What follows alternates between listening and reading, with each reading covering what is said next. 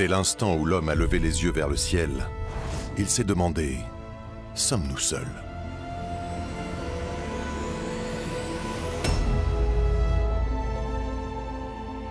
Nombre de récits fantastiques, de prophéties ancestrales, de prédictions mystérieuses et autres signalements ont attisé notre curiosité.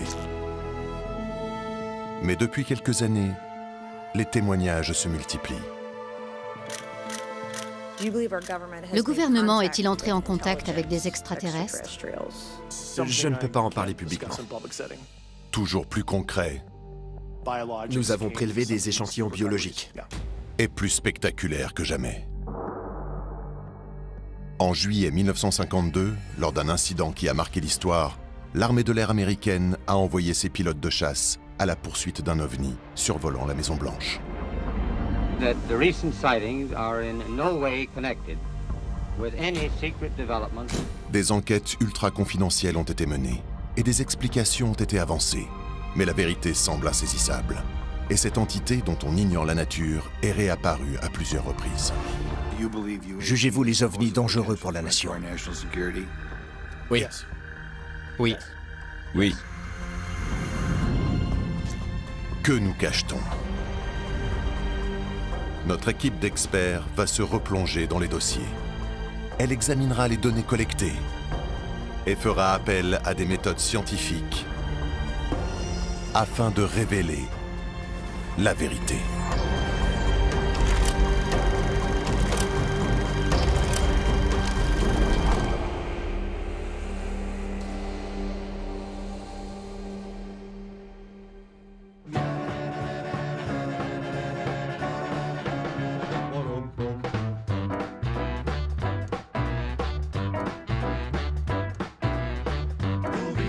You know what I mean? The word on a sinking heart. The girl of my dreams. Everybody loves those cool beans. Everybody loves those cool beans.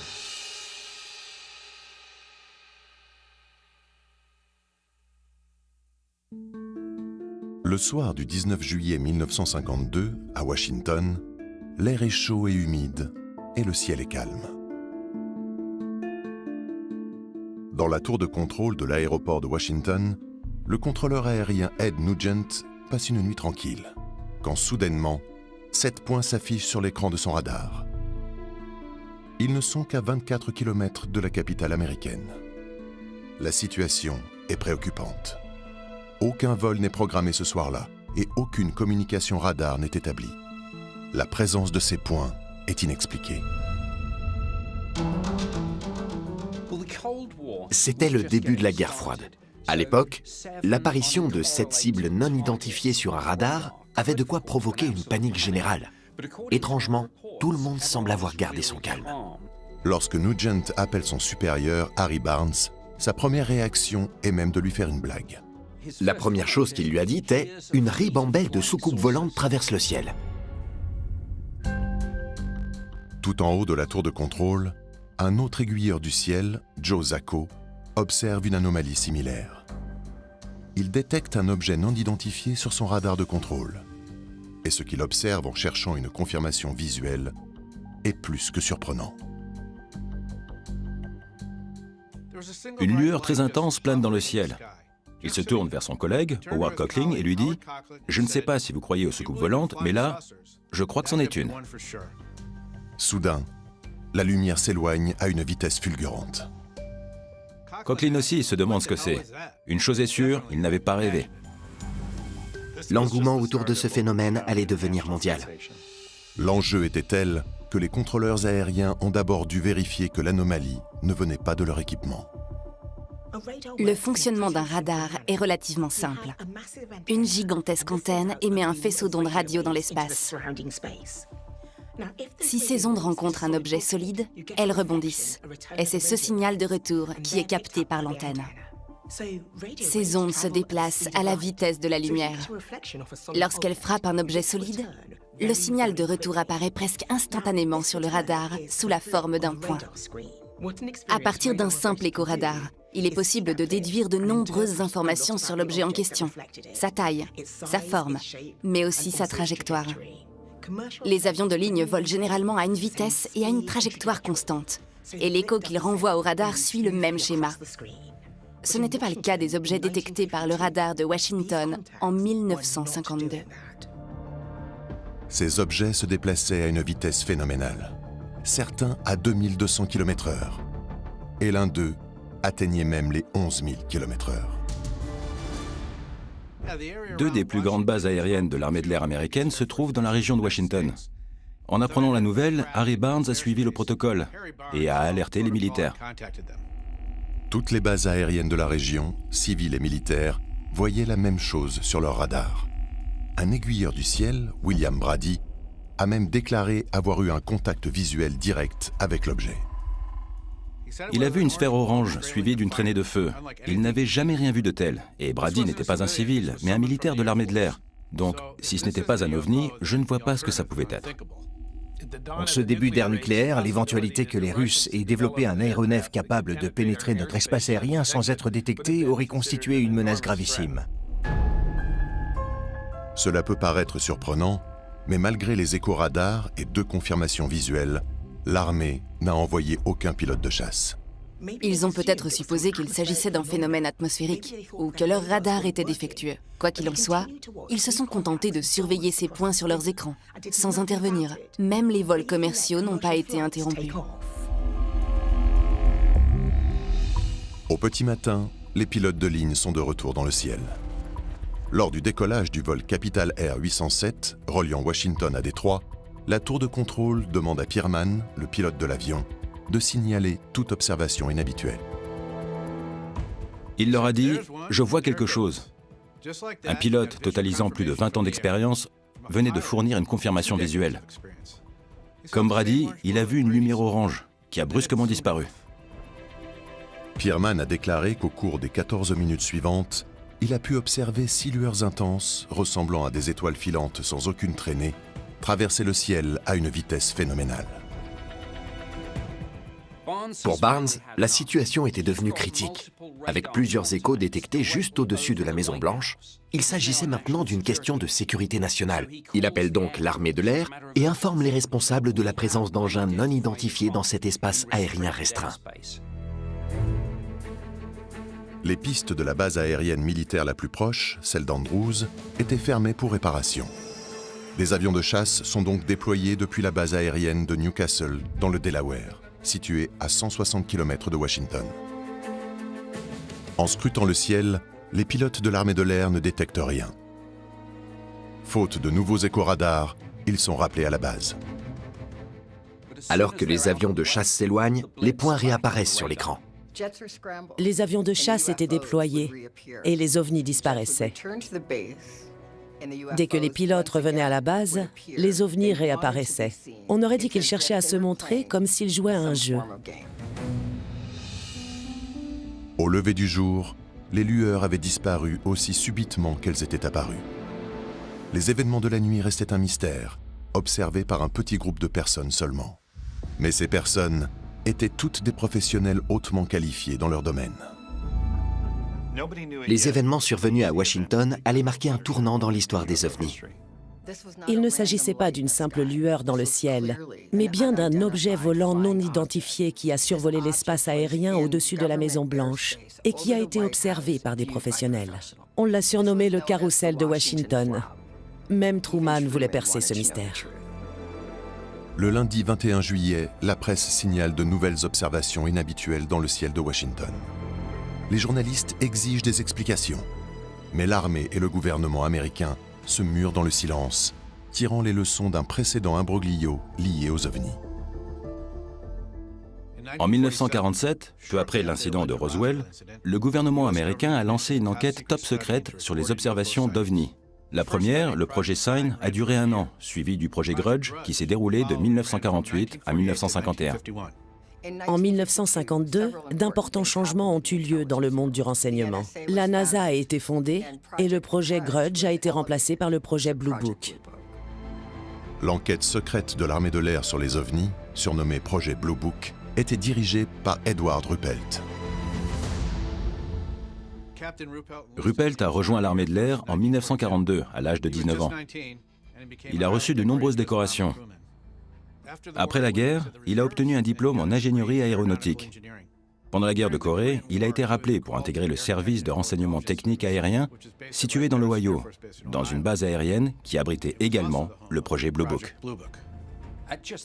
À seulement 29 ans, Ruppelt était à la tête de l'unique service chargé d'étudier le phénomène OVNI et d'évaluer ses implications en termes de défense et de sécurité nationale.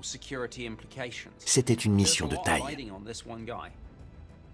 Tous les signalements d'observations étranges par des citoyens américains étaient transmis à Ruppelt, qui supervisait le projet Blue Book. Au moment où il a pris ses fonctions, il avait déjà 2000 signalements à examiner. Peu de temps après sa prise de fonction, Ruppelt reçoit un avertissement inattendu concernant l'imminence d'un événement majeur. Au début de l'été 1952, Ruppelt rencontre un scientifique travaillant pour l'une des agences fédérales. Ce dernier lui dit « Dans les jours à venir, vous assisterez à la plus grande observation d'OVNI jamais documentée dans le ciel de Washington ou de New York. Probablement Washington. » Est-ce que quelqu'un était au courant de quelque chose? Était-ce planifié? Cet homme avait-il vécu des informations ou était-ce simplement une intuition fortuite? On l'ignore. Mais cette remarque est très étrange. Sachant cela, comment Ruppelt a-t-il réagi lorsque des ovnis ont été observés au-dessus de Washington? Étonnamment, il n'en a même pas été informé. Ruppelt apprend l'incident par hasard, lisant les gros titres d'un journal acheté à son arrivée à l'aéroport de Washington quelques jours plus tard.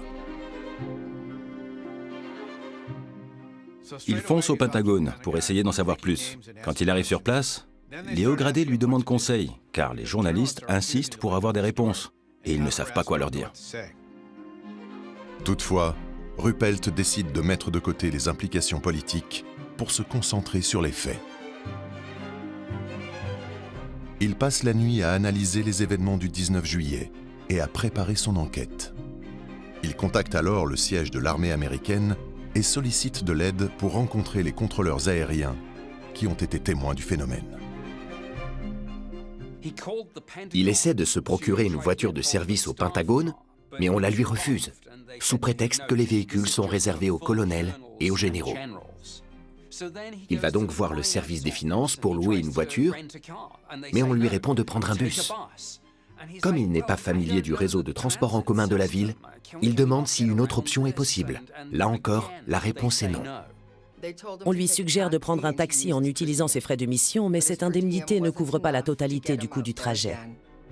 Il demande à parler au responsable des finances, mais celui-ci est visiblement parti plus tôt pour éviter les embouteillages. Ruppelt accuse le coup. Tant pis, les soucoupes volantes n'ont qu'à survoler Washington, a-t-il écrit après les événements. Il prend le prochain vol pour Dayton et rentre chez lui. Mais une semaine plus tard, l'inattendu se produit. Les ovnis sont de retour.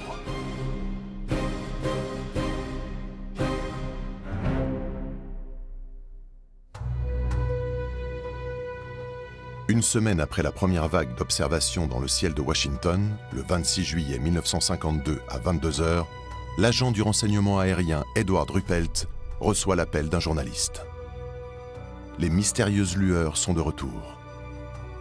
Que va faire l'armée de l'air cette fois-ci?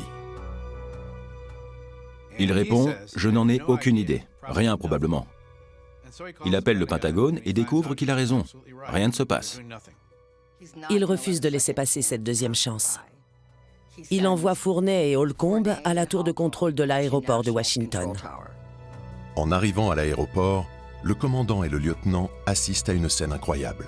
Les contrôleurs aériens ont détecté une douzaine d'échos inexpliqués sur leur radar, soit presque 2 fois plus que la semaine précédente. Les engins se déplaçaient à faible vitesse, en formant un arc.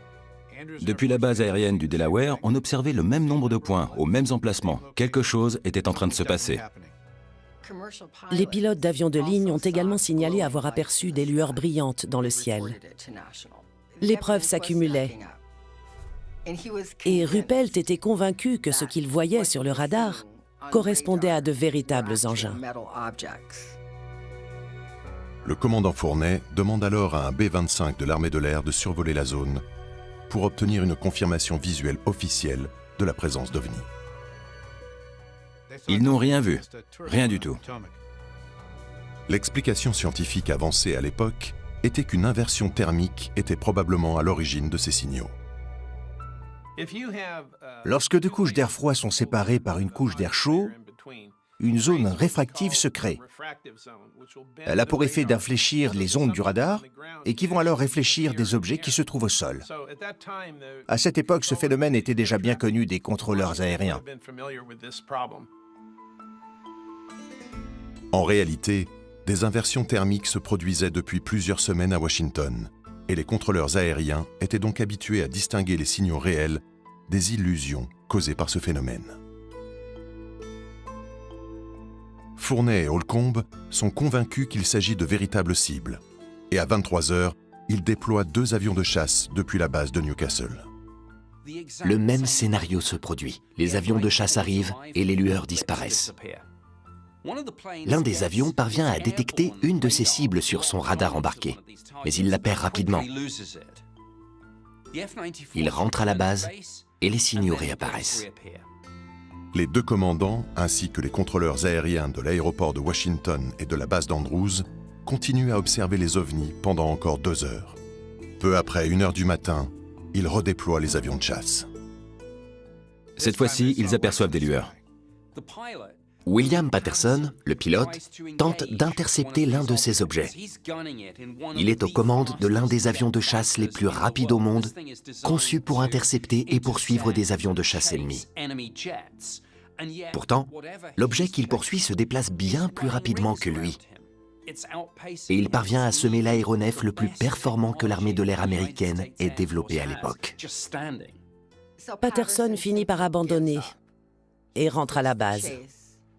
Qu'il s'agisse d'ennemis ou d'extraterrestres, la situation est alarmante. Les avions de chasse finissent par retourner à leur base. Et juste avant l'aube, les lueurs et les écho-radars disparaissent à nouveau. Mais cette fois, l'événement allait faire la une de tous les journaux du pays. Un pilote de chasse de l'armée de l'air se fait distancer par un ovni juste au-dessus de la capitale américaine. C'est une nouvelle fracassante. Les gros titres du lundi 28 juillet 1952 sont sensationnels. Essaim de soucoupes volantes au-dessus du Capitole. Les avions de chasse poursuivent des fantômes volants. Mais derrière ces titres accrocheurs, il y a peu d'informations concrètes. Un membre de l'armée de l'air, dont l'identité n'est pas précisée, déclare « Ce ne sont pas des ovnis, mais nous ne savons pas ce que c'est. »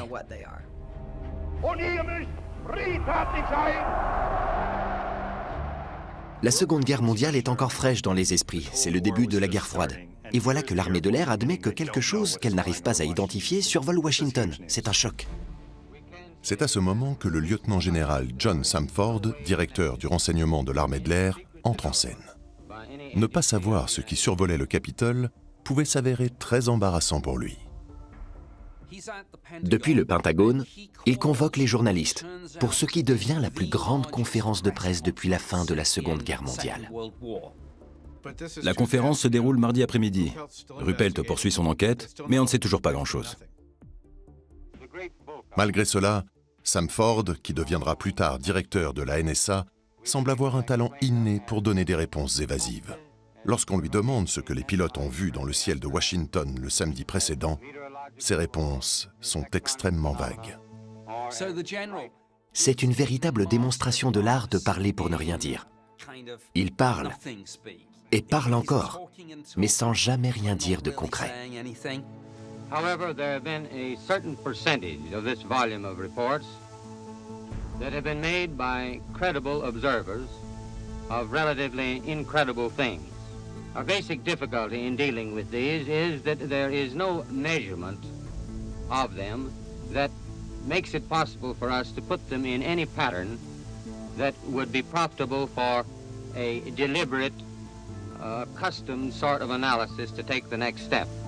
Il parle pendant 1h20, mais dit peu de choses concrètes. Il finit par évoquer la théorie de l'inversion thermique. Une couche d'air chaud se trouve au-dessus de Washington.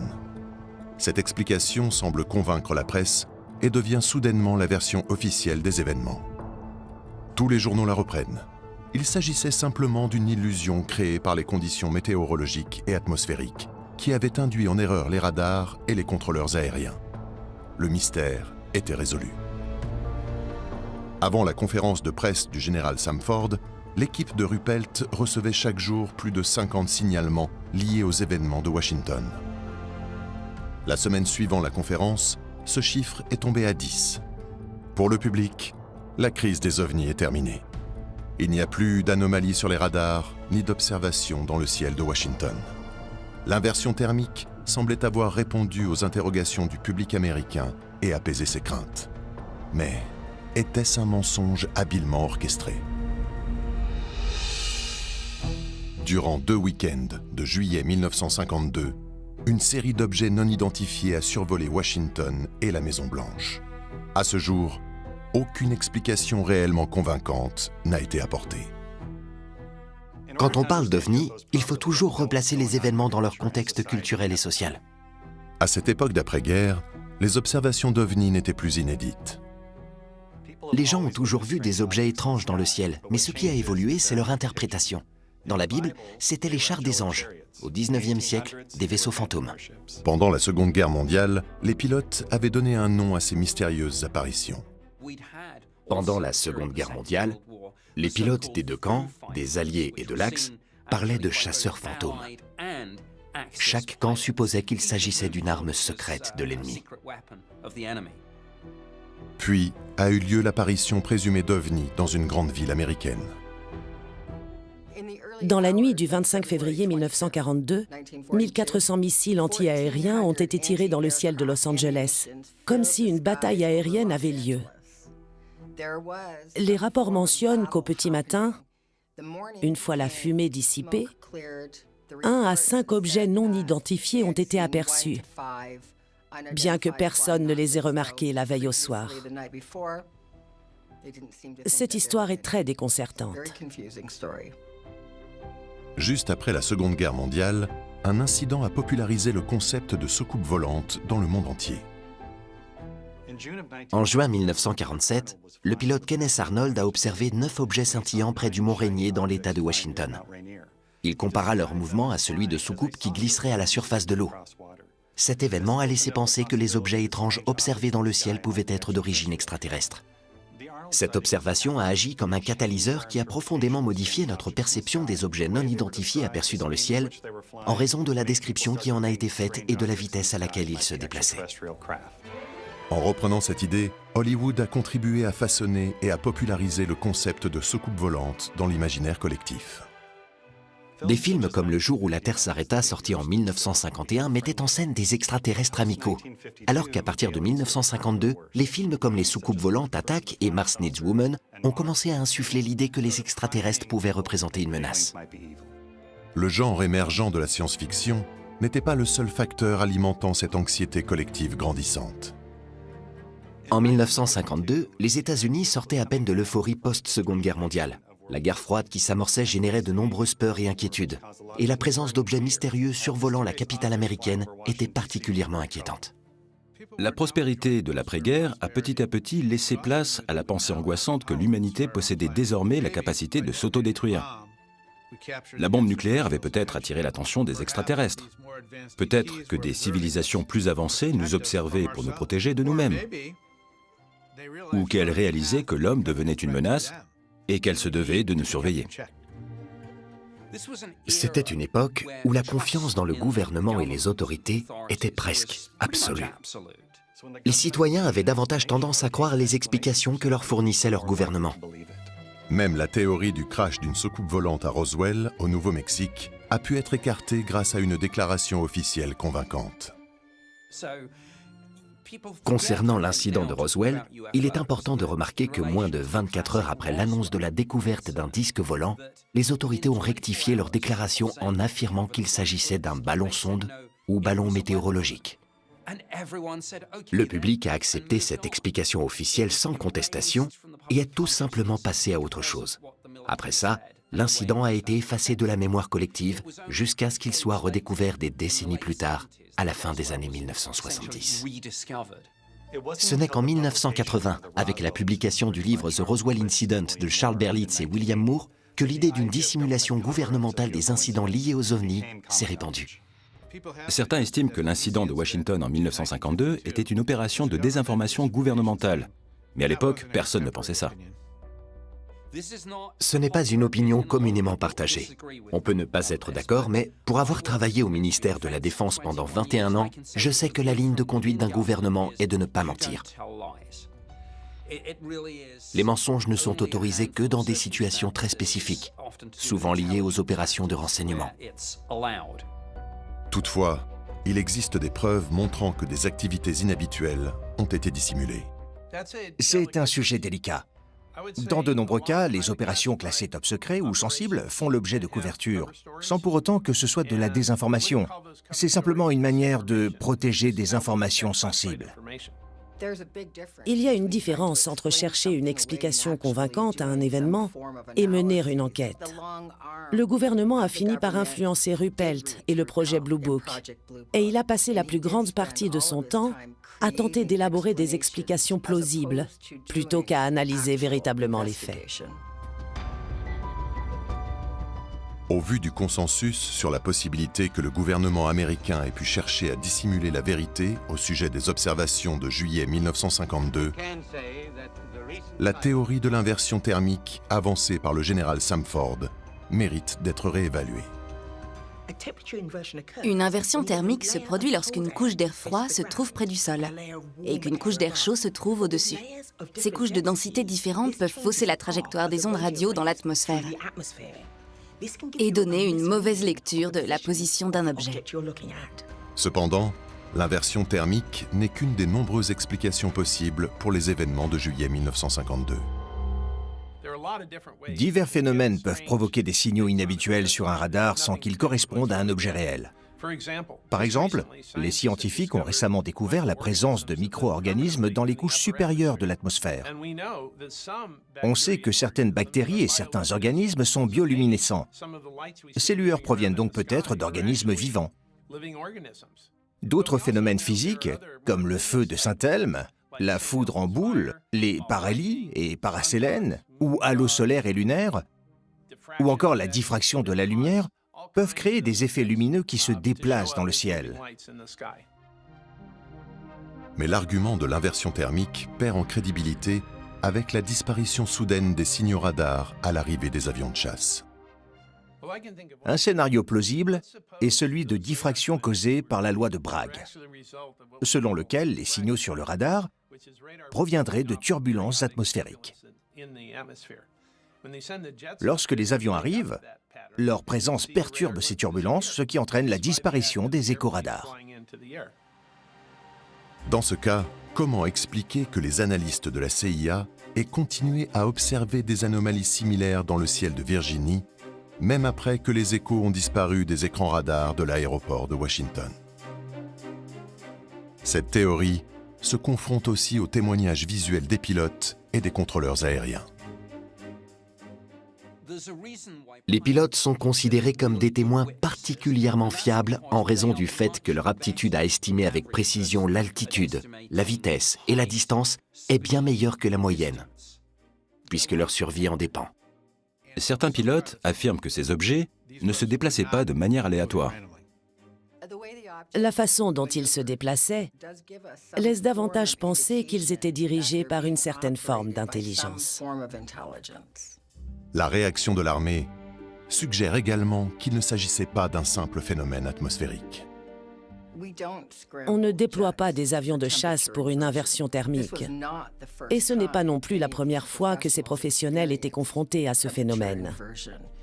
Du point de vue de l'armée, une telle réaction n'est ni rentable, ni conforme au protocole en vigueur. Il est également important de souligner la réticence des pilotes à signaler des observations extraordinaires, sauf en cas de nécessité absolue. Il y a une véritable culture de la discrétion vis-à-vis de ces événements chez les pilotes, en raison de la stigmatisation et de la crainte d'une évaluation psychologique pouvant les clouer au sol. Ce qui, pour un pilote, est un véritable drame. Donc, il préfère se taire. Signaler un tel événement peut mettre en péril la carrière d'un pilote, en raison du risque de moquerie. Dans l'armée, se conformer, se plier aux règles et éviter les risques est ce qui prévaut. Donc signaler un phénomène aussi inhabituel est particulièrement risqué. Malgré les tentatives pour fournir une explication scientifique aux observations d'OVNI de juillet 1952, les pilotes et les contrôleurs aériens étaient convaincus d'avoir observé des objets réels, et non un phénomène météorologique exceptionnel ou une illusion d'optique. Un écho sur le radar peut provenir d'une anomalie, et une observation visuelle peut être mal interprétée. Mais dans cette situation, la combinaison des deux renforce l'idée qu'il y avait bien quelque chose dans le ciel. Et les signes de l'existence d'un objet ne nous indiquent pas pour autant sa nature. Une fois les phénomènes météorologiques écartés, il nous reste à explorer les causes d'origine humaine. À l'époque, des rumeurs circulaient sur le fait que Boeing développait secrètement des avions expérimentaux pour l'armée américaine. Pouvait-il s'agir du vol d'essai d'un nouvel aéronef révolutionnaire ? À cette période, plusieurs entreprises réalisaient des expérimentations dans le domaine de l'aviation. Mais à cette époque, aucun appareil n'était capable d'une telle performance. Boeing avait signé des contrats avec l'armée de l'air. L'entreprise participait aux recherches de la zone 51 et construisait des chasseurs intercepteurs et des avions espions en réponse à la menace d'une attaque soviétique. Certains bombardiers appartenant à la catégorie que l'on surnomme les ailes volantes ont une forme très atypique, qui est due à leur design long et profilé, et sont souvent pris pour des ovnis. Comme c'est le cas pour n'importe quel équipement militaire, ces appareils doivent subir de nombreux tests. En plus d'évaluer leurs composants, leur vitesse et leurs différentes caractéristiques, ces tests ont pour objectif de déterminer s'ils sont reconnaissables du grand public. Ce sont des appareils furtifs, conçus pour intercepter des objets et pour ne pas être repérés. Le X-43 peut voler à 11 000 km/h.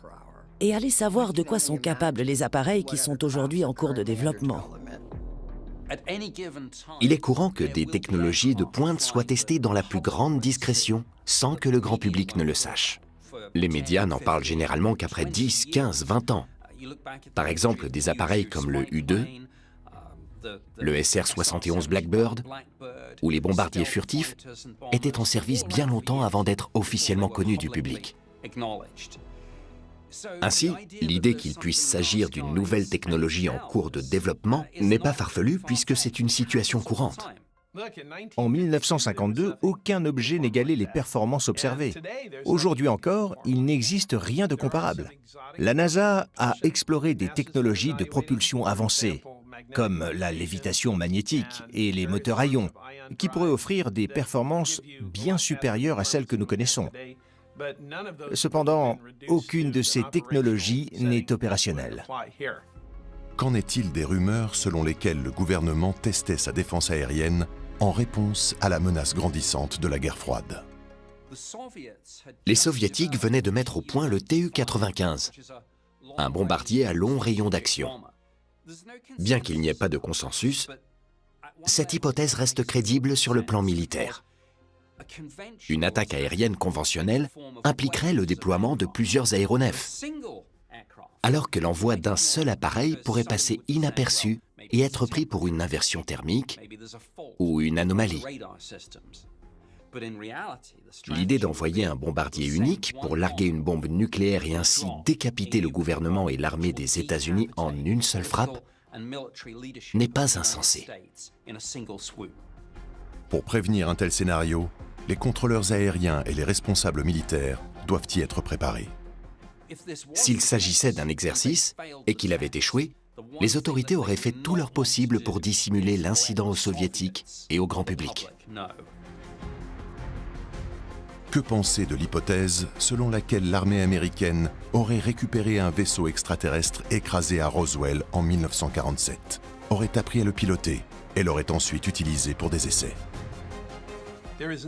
L'hypothèse selon laquelle ces engins seraient d'origine extraterrestre n'est étayée par aucune preuve.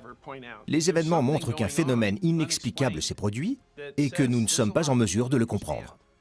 Si des scientifiques se penchaient sur la question, ils commenceraient par étudier toutes les hypothèses possibles et les écarteraient méthodiquement avant de considérer sérieusement la possibilité d'une origine extraterrestre.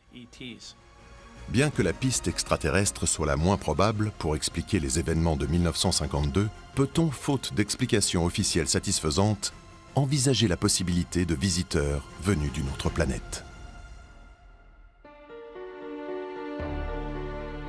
Bien que l'explication officielle de cet événement survenu dans le ciel de Washington en juillet 1952 soit une inversion thermique, aucune théorie ne parvient à expliquer pleinement les faits.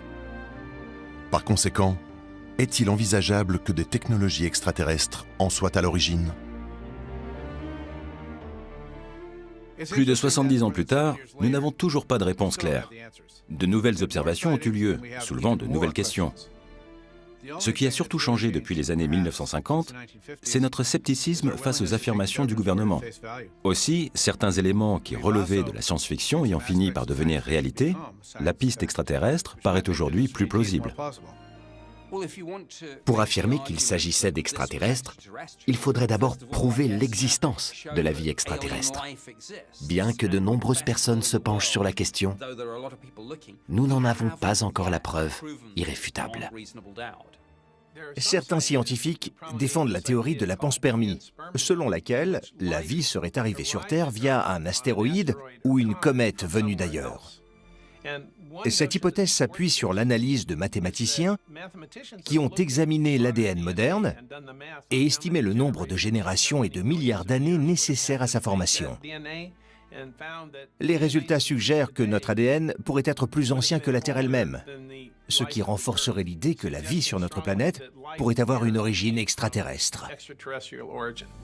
En 2023, la théorie scientifique a franchi une étape concrète, lorsqu'Avi Loeb, du projet Galileo de Harvard, a récupéré de minuscules sphères métalliques issues d'un météore interstellaire qui a traversé notre atmosphère en 2014. Cette étude a permis la découverte de métaux qui ne ressemblent à aucun alliage connu dans notre système solaire. Ces matériaux intergalactiques venus de l'espace sont totalement inconnus de la science humaine. Les distances et les périodes temporelles en jeu sont très difficiles à concevoir. Selon nos calculs, notre galaxie compte environ 300 milliards d'étoiles. Chacune de ces étoiles étant un soleil, exactement comme le nôtre. Et l'ensemble de l'univers abrite environ 200 milliards de galaxies. Mais les recherches des 30 dernières années ont permis de démontrer que des planètes, appelées exoplanètes, gravitent autour de ces étoiles lointaines. 5000 exoplanètes ont été découvertes jusqu'à présent, mais il y en a probablement beaucoup plus. Il suffirait qu'une seule d'entre elles ait développé une technologie proche de la vitesse de la lumière, maîtrisé les trous de verre ou évolué pour vivre des dizaines de milliers d'années pour que le voyage interstellaire devienne une possibilité. Si les engins survolant Washington étaient d'origine extraterrestre, d'où viennent-ils et comment sont-ils arrivés jusqu'ici? Admettons qu'ils viennent de l'exoplanète la plus proche, qui gravite autour de l'étoile Proxima du Centaure. Cette étoile se trouve à 4,28 années-lumière de nous, ce qui équivaut à 40 000 milliards de kilomètres. Notre galaxie, la Voie lactée, mesure 100 000 années-lumière de large. Un faisceau lumineux envoyé de l'autre bout de notre galaxie mettrait 100 000 ans à nous parvenir. Notre sonde spatiale la plus avancée, Voyager 1, n'a parcouru que 0,1% de la distance qui nous sépare de Proxima Centauri B en 50 ans. Avec la technologie actuelle, il faudrait des dizaines de milliers d'années pour atteindre la planète potentiellement habitée la plus proche. Un tel bond dans l'espace et le temps nécessiterait l'utilisation d'un trou de verre afin de traverser notre galaxie dans un délai qui paraisse raisonnable. Ces hypothèses manquent de fondements scientifiques solides. Voyager à une vitesse supérieure à la vitesse de la lumière est pour nous tout aussi énigmatique que de voyager dans le temps. Bien que ce genre de voyage demeure un mystère, il ne le restera peut-être plus très longtemps, si le complexe militaro-industriel américain parvient à ses fins. Lorsque le Congrès a découvert l'existence du programme d'identification des menaces aérospatiales avancées du Pentagone, il a exigé des réponses. Il s'est avéré que 38 études scientifiques et techniques avaient été menées sur des sujets tels que l'antigravité, l'invisibilité, les trous de verre, les moteurs à distorsion et les portails interstellaires. Ces termes évoquent la science-fiction, mais ce sont des sujets qui ont été étudiés et il est probable qu'ils le soient encore aujourd'hui.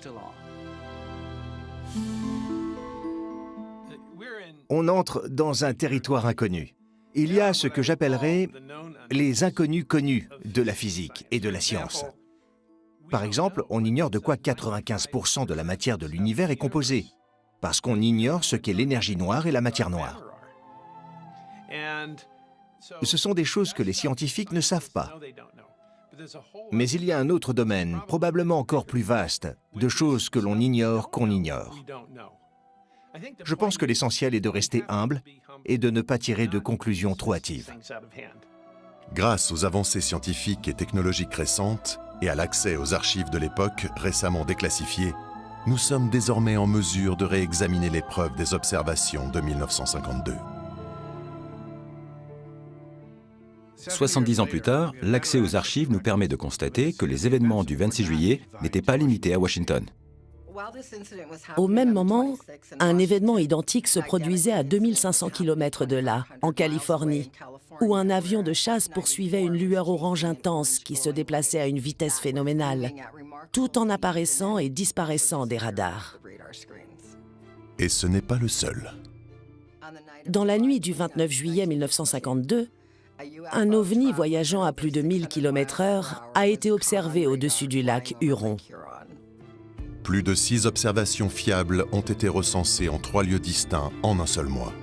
À chaque fois, les pilotes étaient convaincus de poursuivre un engin doté de capacités extraordinaires. Cela renforce l'idée que ce qui s'est produit échappe totalement à notre compréhension. Cette nouvelle preuve, associée aux connaissances de l'époque, permet-elle aux experts de tirer des conclusions ? Quelque chose d'extraordinaire s'est produit cette nuit-là à Washington, sans qu'on ait d'explication complète. Et tant qu'on n'a pas d'explication, on en cherche une. L'ambiguïté nous dérange, on a besoin de réponses. Il n'est donc pas étonnant que les spéculations sur cet événement aient continué. Il est possible que des faits soient dissimulés pour des raisons de sécurité nationale, mais cela ne veut pas nécessairement dire qu'il s'agit d'extraterrestres. Pour être totalement honnête, certains éléments laissent penser à un complot, d'autres à des engins non humains, et d'autres encore à un essai militaire.